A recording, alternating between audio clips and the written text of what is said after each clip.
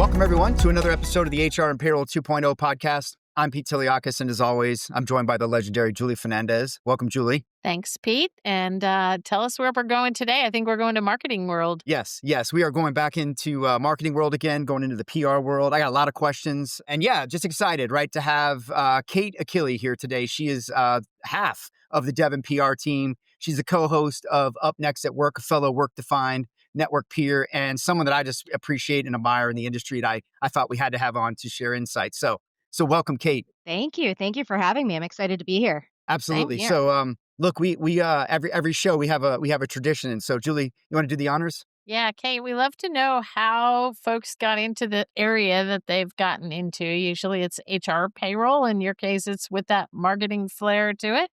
How did you get into this space and what keeps you here? So, truth be told, the Devon Group is a family business.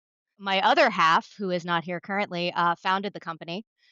So I actually grew up in the HR tech space, I guess you could say.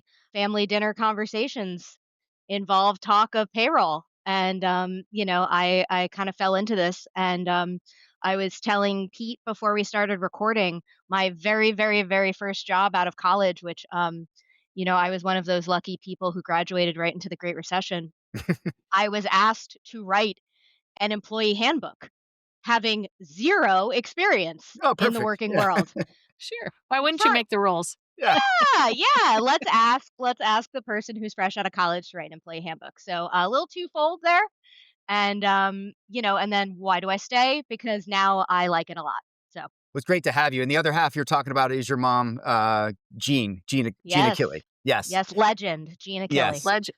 The other legendary. No, you ladies, I appreciate working with you. I've been on the other side of your work, working with vendors who we also mutually maybe serve or research, and always had a great experience and always appreciated your insights.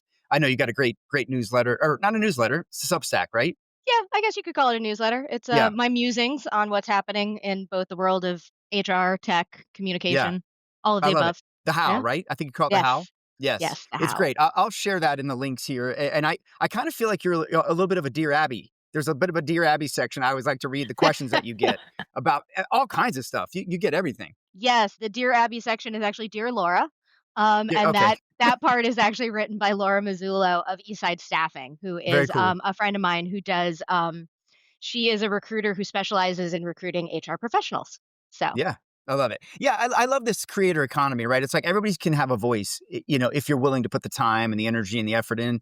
And, it starts small, but it grows. So, congrats. I love your newsletter. But, hey, look, I wanted to get into it with you, Kate, today about like just all things kind of brand and PR. There is so much going on.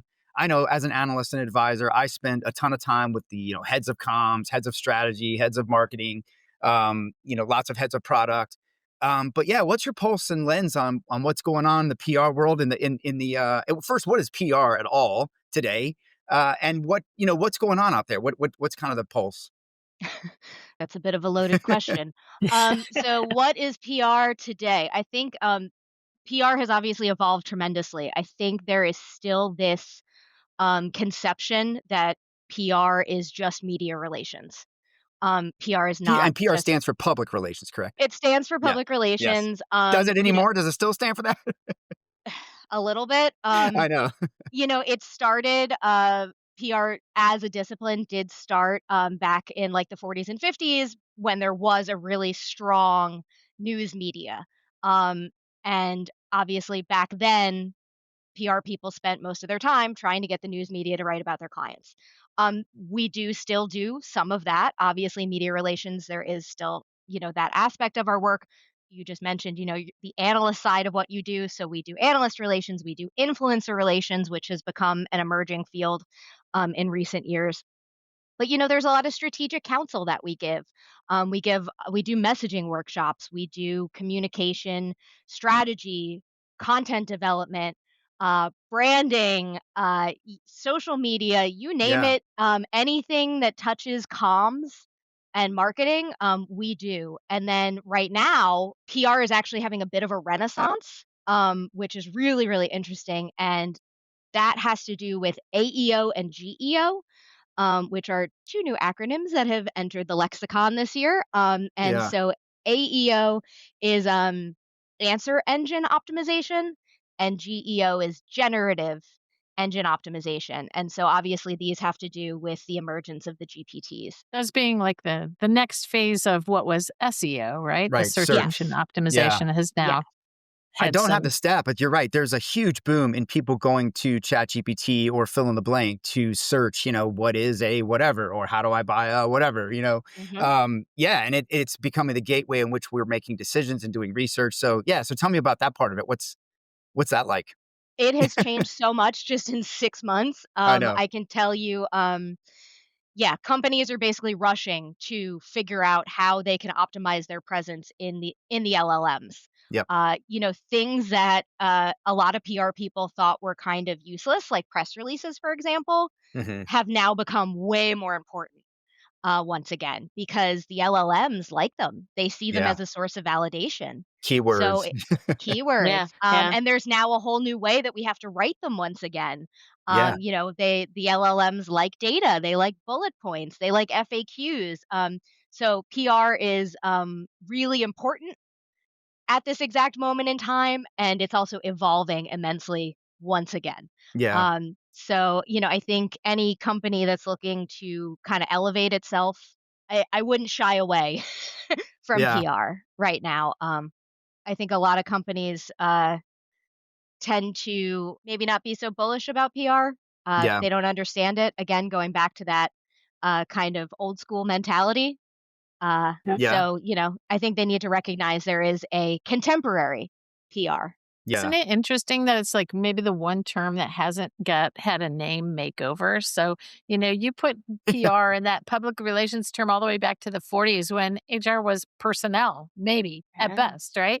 Mhm. And so we just keep reinventing all these, terms to describe the function, the area of activity, and PR is just PR. Yeah. And yet it's, like it's giving birth to all these different ways of working that you're describing. Yeah, we need a makeover in general, I think. There's a bit of a brand reputation issue with PR in general. I saw Yeah. some people on LinkedIn this week referring to PR statements in reference to a certain lawsuit that's been in the news a lot. Yep. They were casting that in a pretty negative light. And as a PR person, I was kind of cringing a bit. I would probably characterize them as media statements, not PR Yeah. statements. Yep. Yep. So yeah, to your point, Julie, I think it's time maybe we rethink the public relations nomenclature. So Well, to your point, I mean, you rattled off a lot of stuff that PR could in some cases, right, wrong, or indifferent, depending upon the size of the company, is getting clumped under PR. And I think that there's probably still some executives that think in the same way HR is just paperwork and firing people, or hiring people and firing people, that PR is just damage control and mhm, press releases, right? And there's yep. so much more to it that goes on. But look, you've been around this for a long time. You've seen this kind of come from a certain state of being to now. What are some of the fundamentals that you feel like are still applicable, even as we go forward into deeper into AI and more search optimization that is not necessarily the traditional means, or other avenues of PR and brand? The fundamental is you have to know who you are. Yeah. I can tell you, and this came out of conference season, 2025 conference season. I talked to a lot of companies who could not tell me who they are and what they do.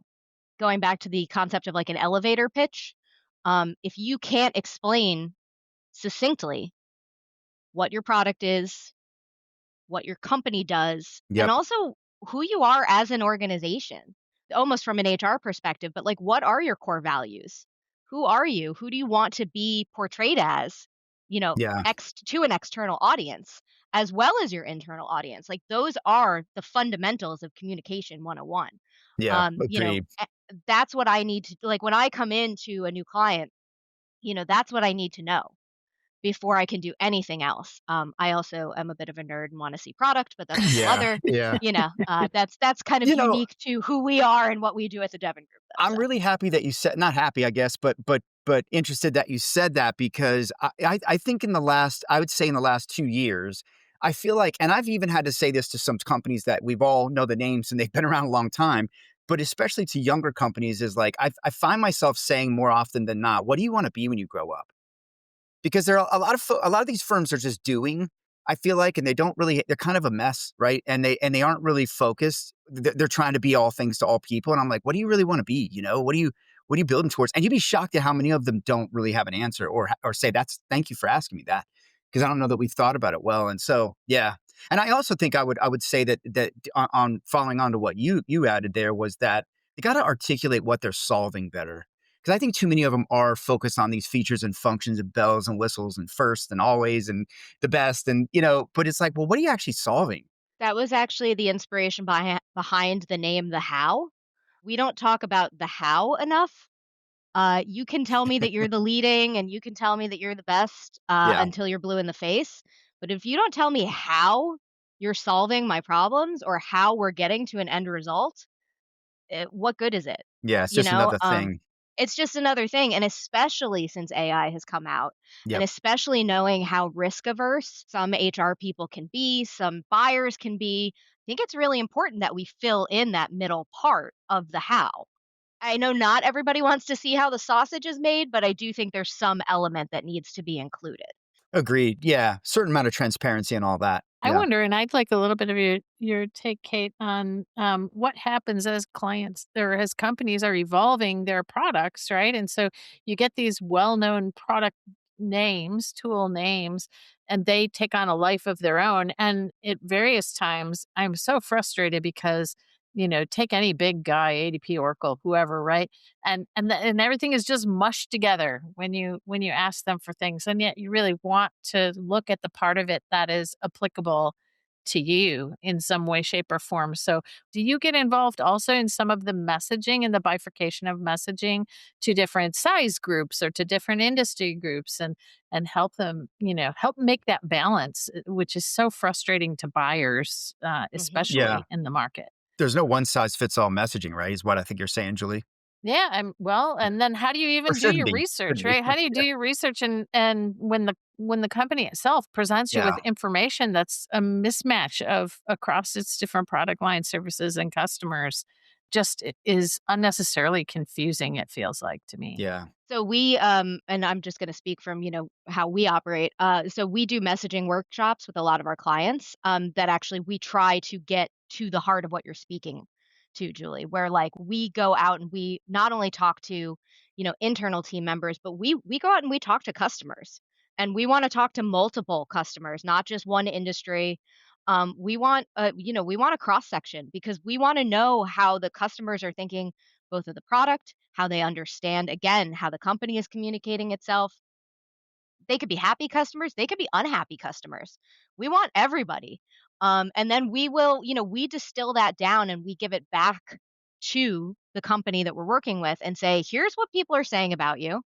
And then, once they kind of digest that, then we'll put it, we keep going until we get to a place where we feel that it's something we can use and then create a playbook out of it. But I think it's really important, and I think big companies don't do that enough. Yeah. Yeah. Because they keep going. They keep acquiring, and they Layers. keep Yeah. acquiring, and they keep Yeah. acquiring, and they layer and layer and layer, and we see this with the product as well, and eventually it's a hodgepodge, and you're Yeah. not getting what you need anymore, and you can't understand it.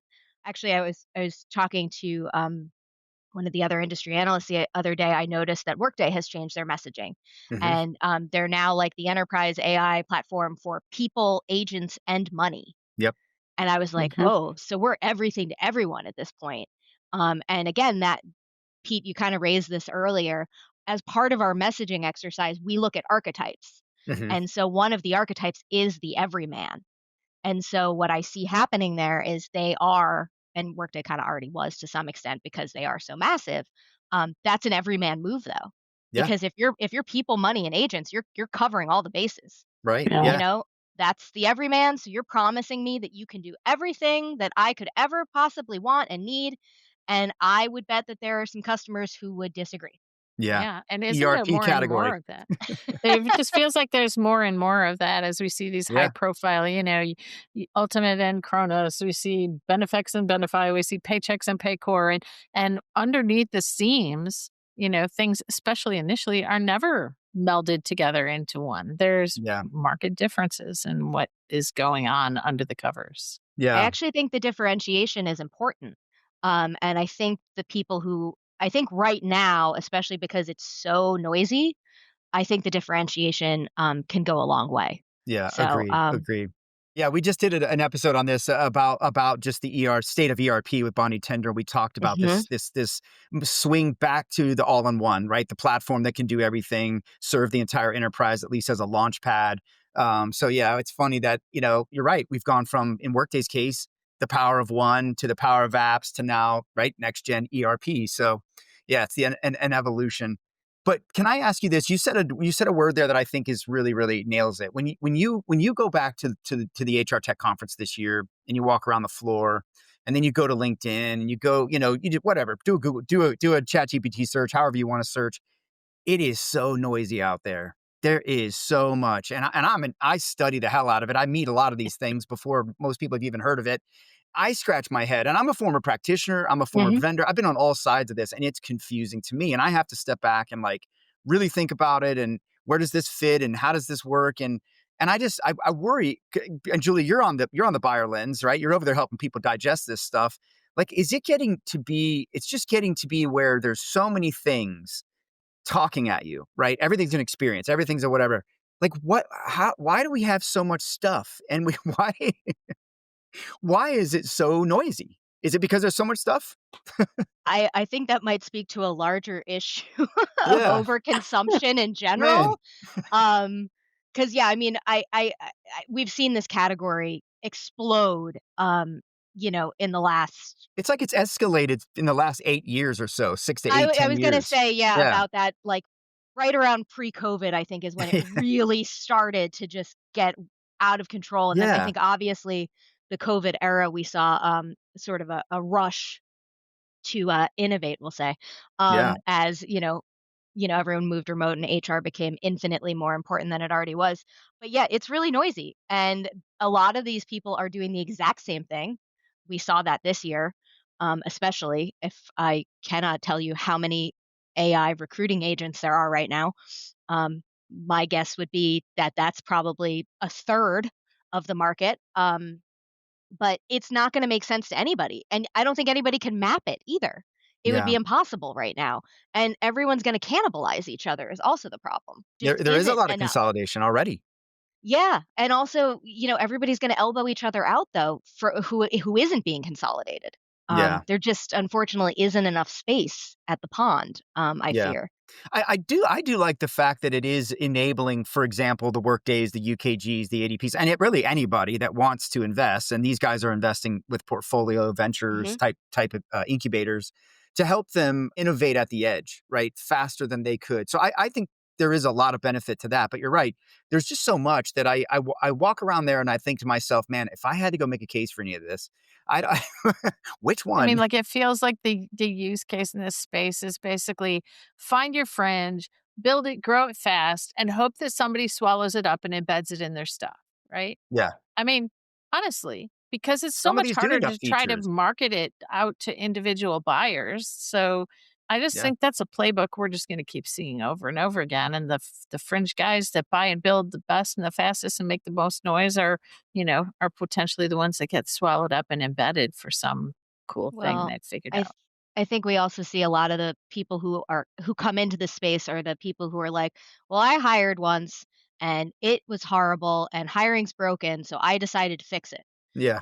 If I've heard that once, I've heard it a million times, and I could Right. probably retire, wealthy if I had a dollar for every time. So I think there's a lot of that also, Mhm. and those are the guys who are looking to just get a quick exit. Yeah, So that's also a trend that we've observed, I think, in the last, agreed. 8 years, Yep. especially. There's a lot of Um, blind arrogance coming into the market that thinks they know better than this entire industry, and it's a rude awakening a lot of times. and they don't wanna take the time to get to know it either. They I just know. want in and out and Well, I've yeah, always said, how do you solve a problem you don't respect? I don't know how you can do that. If you don't have any respect for how you got there, how are you gonna solve it in an effective way, some do, maybe by accident, but I just think that and that's why I think a lot of them talk past the buyer because yeah. they don't really understand what they're dealing with. They're just sort of thinking through that lens of, well, I dealt with this and I know everything about it, so, I'm gonna solve it. So, and I don't think that a lot of these things are broken. I think they just need to have better thought processes put to them and better practices and technologies. And And some of it has to be enabled outside of our businesses, right? I mean, like with compliance, you're going to need the government to step up and automate some things too to make it better. So, I take umbrage with the word broken when it yeah. comes to HR and Yep. hiring. Mhm. That's always been kind of a sticking point for me, because I think there's an implication there that HR is doing something wrong. Right. Um, and I think that's sending the wrong message to the buyer, because I think it's already a function that uh, is serving two different audiences to begin with, which Yeah. puts you in a really tough spot. So, I always try to guide clients away from using that sort of language in their materials. Some people listen, some people Yeah. don't. But, I think we can be doing a better job of talking about what the issues are as well. Because to your point, some of this we can't solve on our own. Yeah. There does need to be, government intervention, whether at the state or federal or whatever level. But again, this is an inherently human discipline.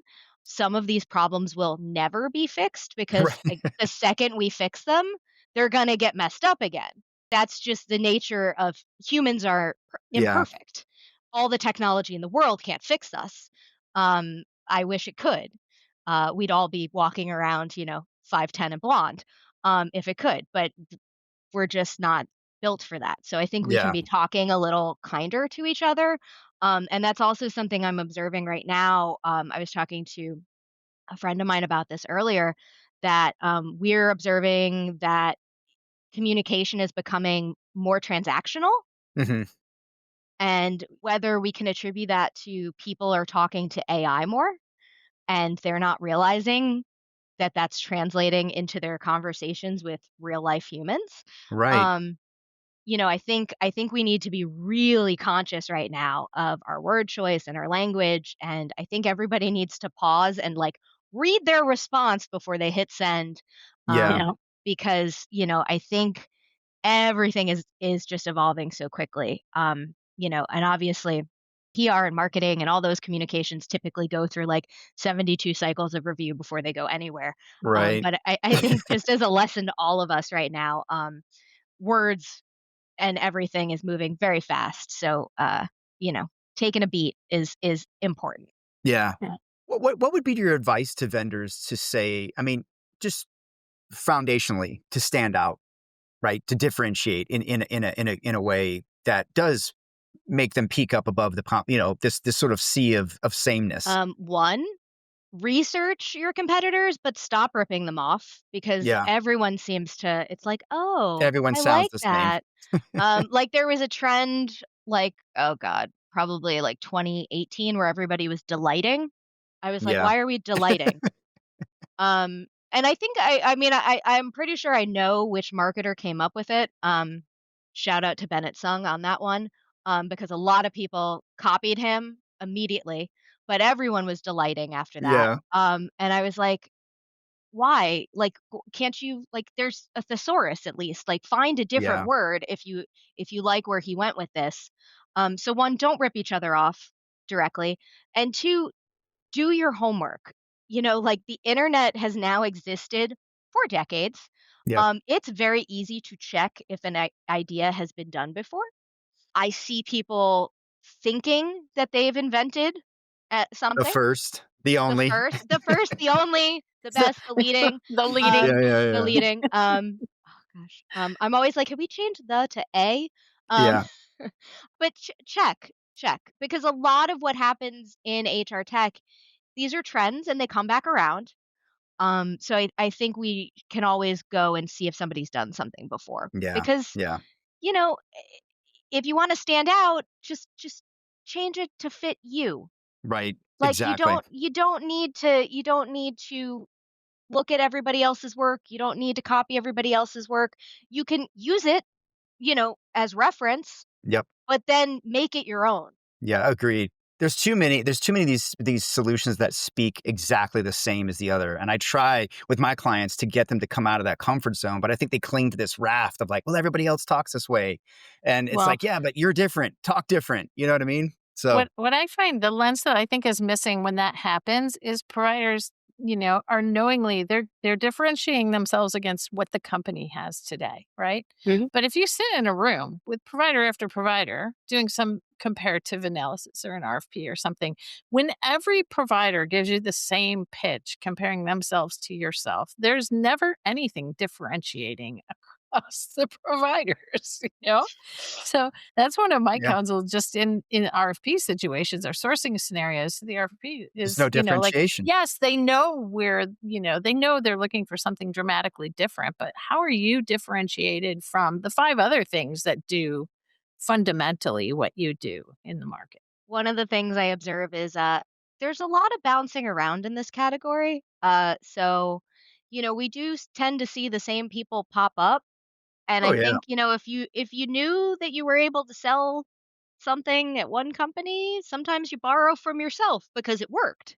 Yeah. Yeah. Maybe don't do that though. Yeah. Because again, stop recycling your own ideas. I promise you you have more ideas. I think we all move again, going back to the speed of the world right now. If we could all carve out a little extra time for ourselves, unstructured time to think, I promise you'll come up with something. Just sit down with a piece of Yeah. paper and a pen. Like block out the noise, block out, the technology and just let Yeah. yourself think. I would say too, in your research, I would tell you to work with analysts. Show it to analysts before you think you should. Though show it earlier than later, because I find that a lot of firms think that they need to wait until they're perfect and polished and everything's growing and going before they engage analysts, like it's only a big vendor thing. And I've helped a lot of vendors, not many, but a handful, early on to make some adjustments that I think probably helped. I'm sure other analysts contributed to Oh that, yeah. wasn't just me, but we gave some feedback that allowed them to sort of say, hey, maybe we ought to make a little adjustments here, nudges, one way or the other, to go in a different direction or sound differently or build differently or think differently. So I think the analyst community is a great place to really, you want to test it out, come Oh yeah. show it. We'll tell We you what always we'll encourage tell you where the clients holes are. We always Yeah. encourage clients to do analyst briefings because it's market Yeah. intelligence. You guys It know is. everything. You are talking to all of the vendors. So whether you feel you're ready or not, perfect doesn't exist when people are No. involved. It just doesn't. And why build in a direction that's not directionally correct? Doesn't make any sense, right? Or trying to reinvent the wheel. So, Julie, I want to ask you because you're on the other side of all this. How is all this trickling down to the buyer? You just mentioned, right? You look at the RFPs Yeah. and there's a lot of same. Do you think? I mean, how much do how much does the buyers look at the first and only and I know the answer, but just curious, like what's the pulse on the ground in terms of just You marketing and know, PR in terms of yeah, how I think customers are seeing it? I think there's definitely more opportunity than not for confusion, particularly because of the overall messaging versus the product level, maybe experience, and sometimes even the cultures. There's subcultures within these companies around different major offerings that are not easily known, and the providers don't often have a lot of incentive when they're responding to an RFP asking about their experience to really narrow it to something that is specific to that particular buyer, right?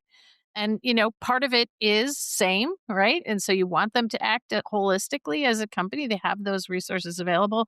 But there is the part that the buyer is most impacted by, which is not the same, maybe. And Yeah. so, how does a company do that well? I don't, not easily. Usually, what I see is, a lot of sameness, and then having to really struggle and dig to get that, relevance, which is buyers just care about tell me something, show me something that looks like me, I want Yeah. to be able to relate to you doing the same thing for What is somebody that my has competitor my doing? specific unique characteristics. And I'm Yeah. not sure that's great muscle yet necessarily, broadly across sales forces for How sure. does the little vendor, how does the emerging vendor who's not the big player on the quadrant get in front of a buyer now, right? I mean, how did they crack through that? Because that was always frustrating to me as an advisor at Deloitte, sourcing advisor was, they always wanted to go with what was on the quadrant, right? But they never wanted to talk about any of these other things that could fit their needs,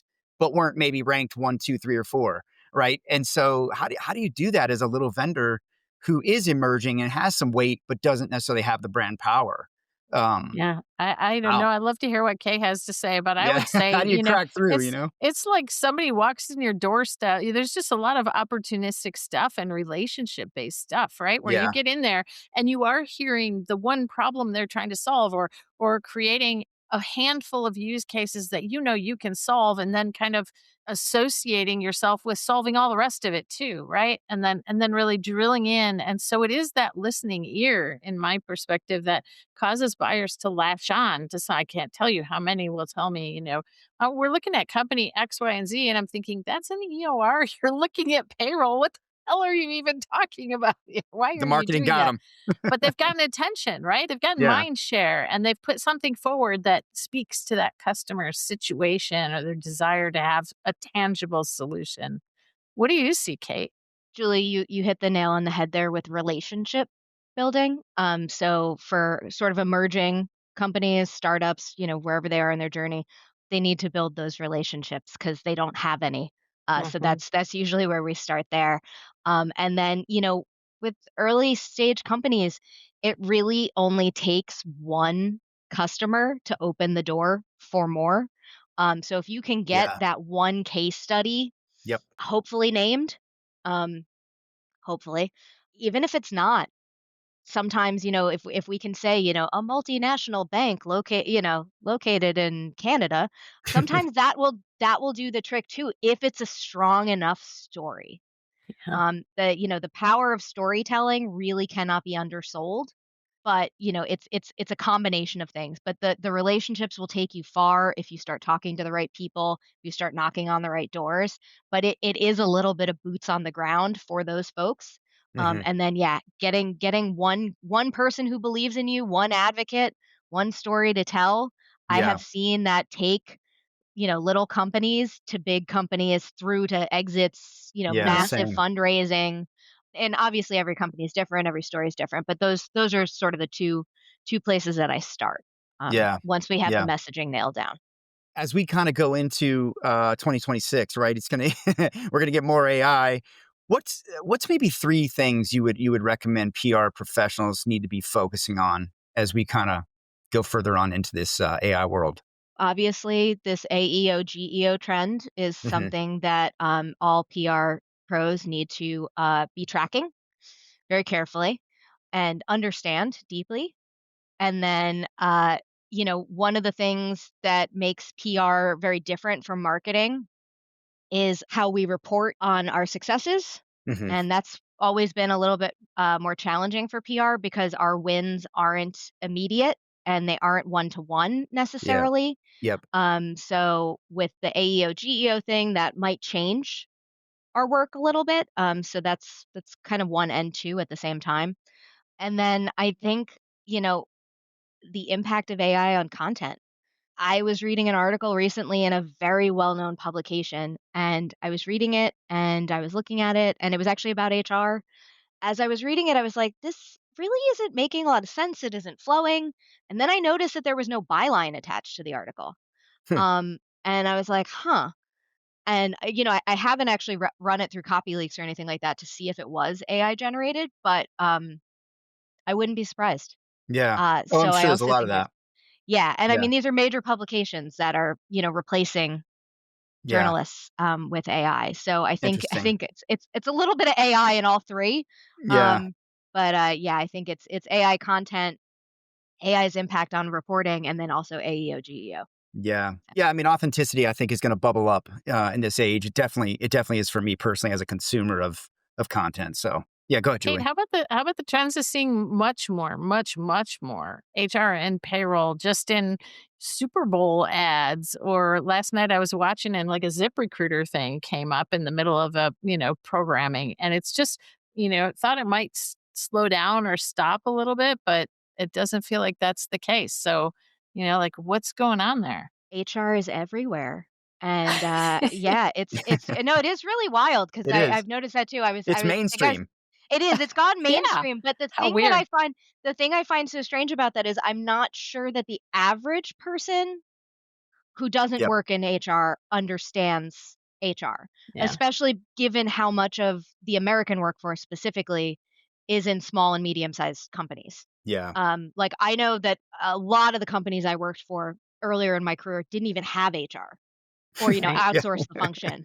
So, Right. I was standing at Newark Airport and I was looking and I think it was like a deal ad or something like that. I was like, "Man, they really paid to be all over the I know. Yeah. TSA area of Who even knows Newark what they do? Airport?"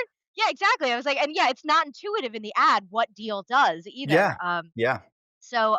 Yeah, HR is everywhere and very mainstream. But I don't know if there's ROI, Yeah. in all of that. So that Yeah. remains to be seen, but I think 2026 is gonna tell us. Well, I think if you separate business leaders from HR leaders, and I think HR leaders are business leaders, Mhm, right? That just absolutely. happen to work in HR. But if you kind of separated, say, the CEO, CFO kind of away from the HR side of things, I think that you have to build brand equity with that crowd in a way that says there's a trust. Because a lot of times, and I've heard practitioners say this to me, they won't really engage a product or a vendor that they aren't familiar with. So if it's not mainstream in their mind, if you will, air quotes, it doesn't exist to them. They don't, if they're not familiar, there's not a relationship. A lot of times they're very guarded about that stuff. They won't acknowledge that not that it doesn't exist, but it just doesn't make it through their purview. Right. And I think that sometimes, particularly, I use an example of these smaller chapter events that they have at Payroll Org and SHRM. They're small, right? They're not going to give you the leads that you might necessarily see at an HR Tech or maybe I don't know, Unleash or one of these other events, big events, a Workday Rising. But there's a brand equity in the community that you're dripping around all over the country, the region, whatever, that is going to return itself longer term in those people saying, "Hey, I know fill in the blank vendor. Mhm. I talk to that leader. I read their content. Yeah, let's go bring them to the table. I like what they do." I think if that doesn't happen along the way, they might think about you, right? And I think there's something to that in HR that I feel like is different with other products.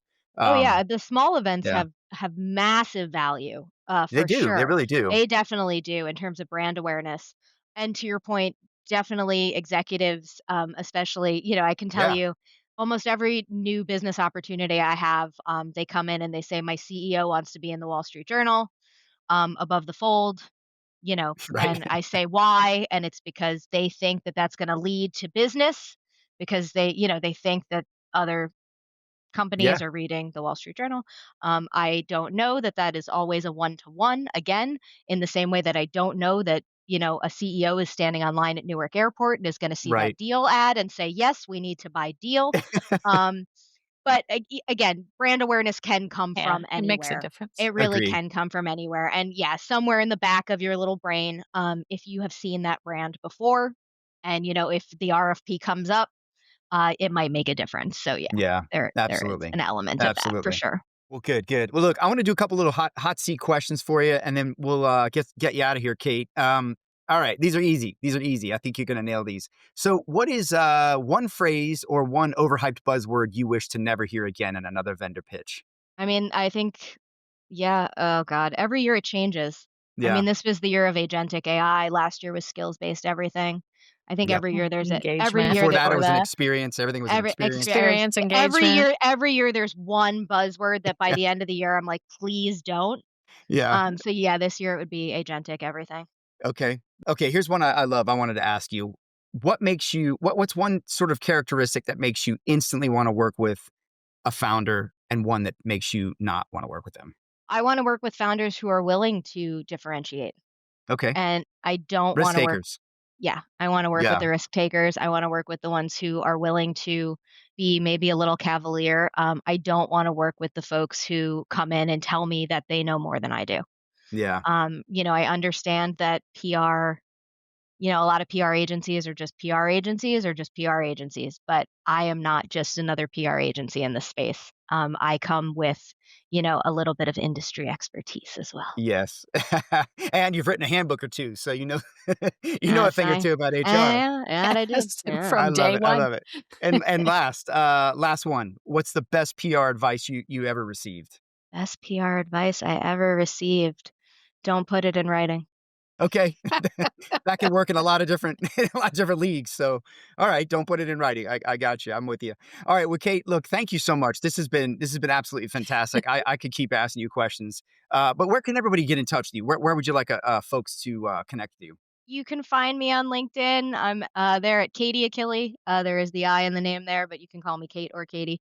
You can follow me on Substack at the How of, and you can listen to my podcast Up Next at Work. And Yeah. we are devonpr.com if anybody is looking for some PR counsel. Absolutely, best in the game. So Excellent. reach out if you need some help, and yeah, and check out the show. I've been listening more recently. I'm so behind on Yeah. my podcast, Yeah. but I got to catch up. But yes, look again. Thank you so much, Katie, and thank you to everyone for Yeah. joining us as always. And we will be back very soon with more guests and content.